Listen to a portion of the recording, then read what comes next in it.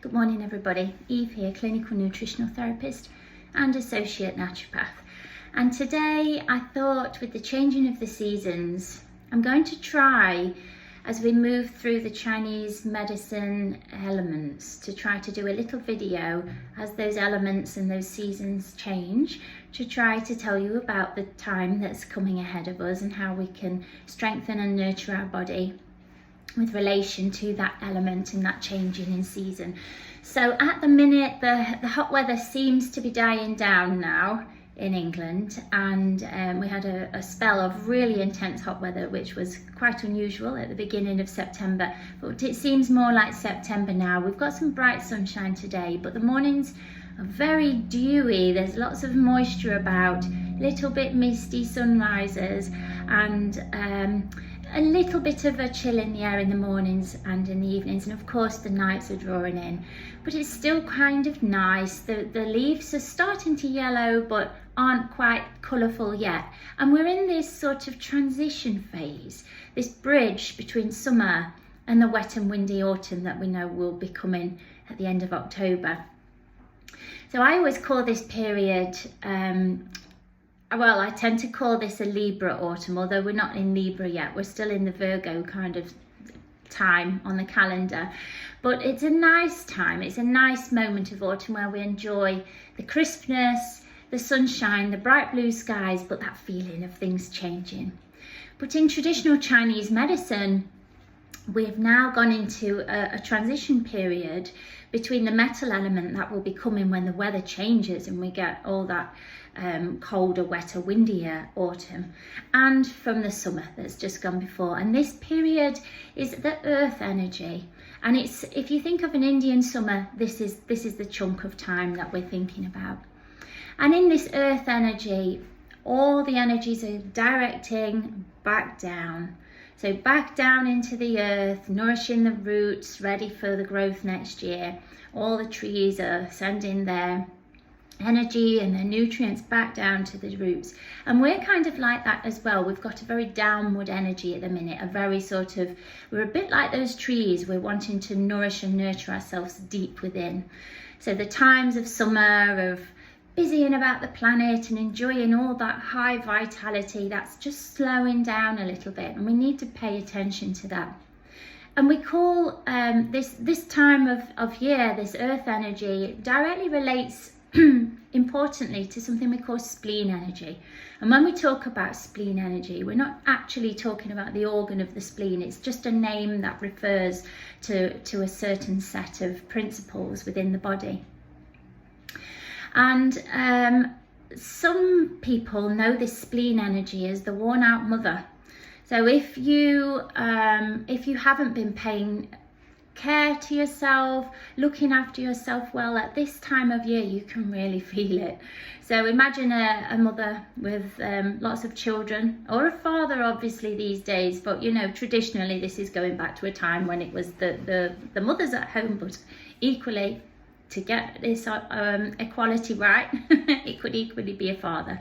But think about that, somebody just giving to everybody around them and having very little time to replenish themselves. So if you haven't looked after yourself, this is how you can feel at this time of year. So around us, the harvest is just about there. The apples on my apple tree ready for picking at this time of year in September. I always like to go to the Bramley Apple Festival in Southall, where the original Bramley apple was grown. There's a lot of history and traditions about apples and their importance and wassailing the apple trees, but that's another video in itself. So the harvest, the berries are just about done now, aren't they? But there's still a few things out there like the sloe berries and damsons. All that lovely food is bountiful, and the spleen energy represents how we extract all the nutrients from our food, and how well we do that. And it's really important to strengthen your spleen energy at this time of year. So things that we need to be doing now, we need to be making a switch dietary away from cold and raw foods, and we want to be thinking warming, nourishing, things like root vegetables, so your carrots, your Swedes, your parsnips, your sweet potatoes, onions, all those lovely root vegetables, things like your butternut squashes, your courgettes if you've still got those, but warm. And we want to be having them in things like stews and soups, or roasted, or mashing things, or pureeing things. And excellent foods to bring in at this time of year that are very nurturing, because this time is all about nurturing. Ginger. Use that as much as you can in your cooking and in also teas, however you like to have ginger.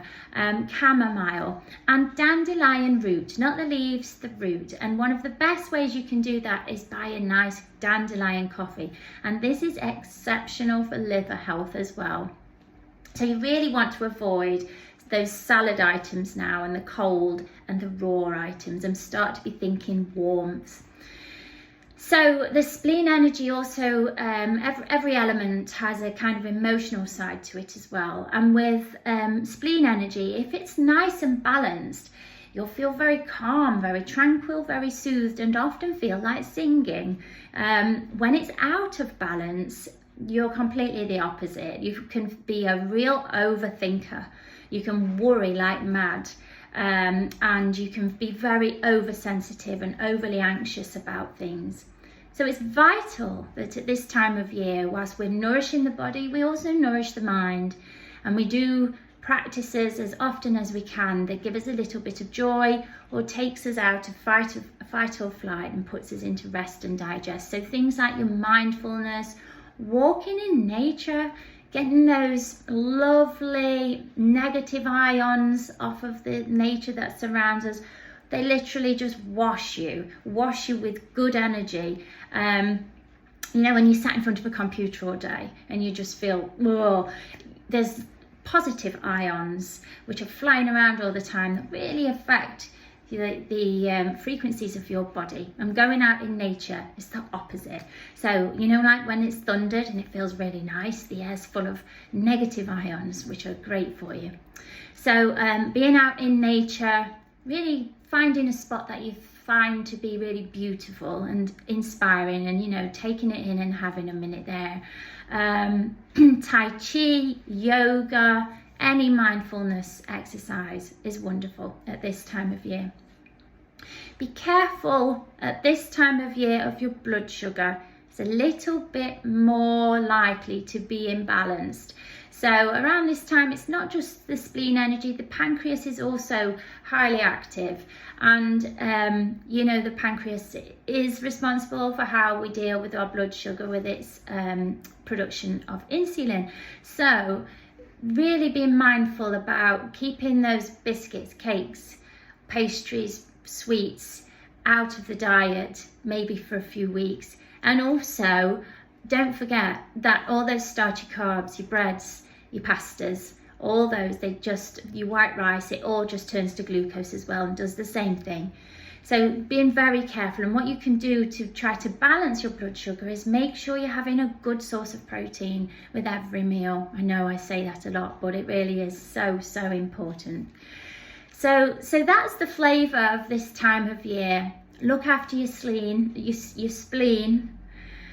Be careful not to be a worn out mother or a worn out father. Even if you've got no children, it doesn't matter. That's the feeling that can happen at this time if you don't look after yourself. So I hope you enjoyed that. I will come back and do another one as we move into autumn, which will be the metal element. It's a big one, autumn. It's important to prepare. So have a great day, everybody. Get stocked up on your root veggies and get those slow cookers on. Take care. Bye-bye.